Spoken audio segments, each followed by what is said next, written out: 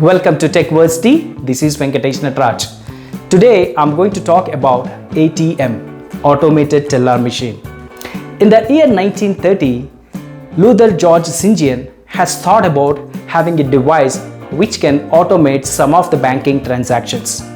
And he spent 30 years into the research and development and built a device called Bankograph. With the collaboration of Citibank, he installed this device in New York City. However, due to the limitations of the device, it cannot disburse the cash and it can only accept the checks. It didn't get much popular. After 7 years, in 1967, Shepherd Barron has made some changes to this Bankograph device and he built the first ATM machine which can disburse the cash. And it got installed in London City in collaboration with Barclays Bank. In the recent advancement in the technology, ATMs are not just only for disbursing the cash, it also meant for the deposits.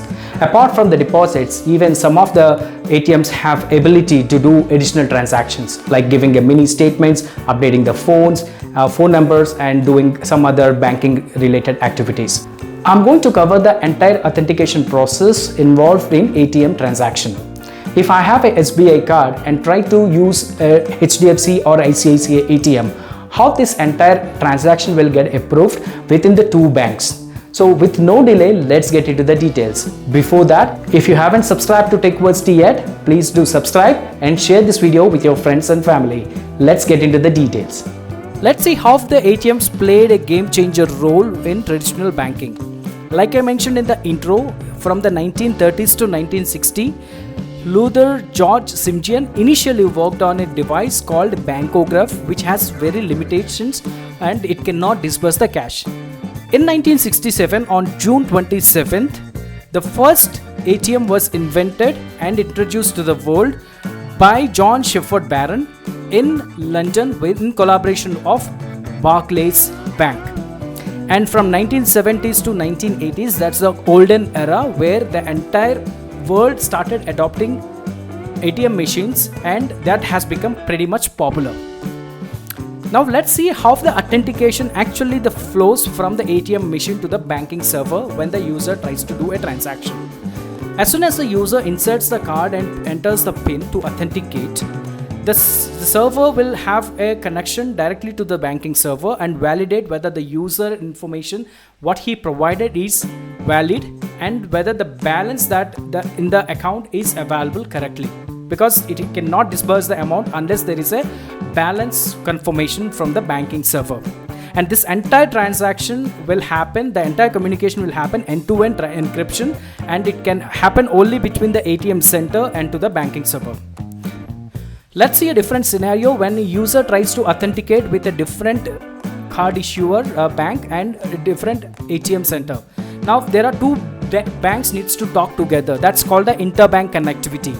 And to ensure the smooth transaction between these interbanks, the connection will anyways have the encryption model. However, the technology to talk with the other bank network is called a plus or a Cyrus. And there will be a little interchange fee because of the connection has to establish between two different banks, and this fee is depend on the bank. Some banks may charge and some banks will have some options for the user to do the initial 5 transactions free or 3 transactions free. But in fact, that transaction will be extremely encrypted, secure, and ensure the end-to-end devices will talk. The end-to-end devices in the sense the ATM center, ATM machine, and the bank server of the issuer. So both will have the connection established and the entire connection will be smooth. You can experience a little lag in the entire transaction to receive the funds, but that's only to ensure the smooth transaction. And the ATMs will have a regular updates and the compliance. They have to meet the compliance that will be taken care by the banks. So how the ATMs got evolved over the period since 1967. Nowadays, the ATMs not only just disburse the cash, even they have an ability to deposit the cash and it will disburse the cash. And there are few ATMs which can even accept the checks. These are advanced ATMs, and now the technology has improved a lot and there are new options coming in like a cardless transactions where the entire transaction within the ATM center will happen without a card. The user has to execute this transaction using a OTP, and that's called a cardless transaction. And there are other features like a QR code scanner where the end user will do a transaction over the mobile app, and he will just show the QR code, and that will be evaluated by the ATM, and it will give ensure that funds are released. And there are new adaptive AI changes which will ensure the authentication will happen over the biometrics. It's very rare in India at this moment. I see only few banks have started this, and going forward, I see most banks will start adopting this technology as well. Apart from this, there are few other enhanced user interfaces that are adding more value to the ATM centers, where the customer can update the mobile numbers, update the mobile banking passwords, or change the phone numbers which is registered in the bank accounts, and getting the statements. So there are some changes. These are the additional features that are offered by the ATM centers. Hope this information is useful. If you have any questions, please drop a comment in the comment section. And for further more updates, please subscribe to tecversity and share this video with your friends and family.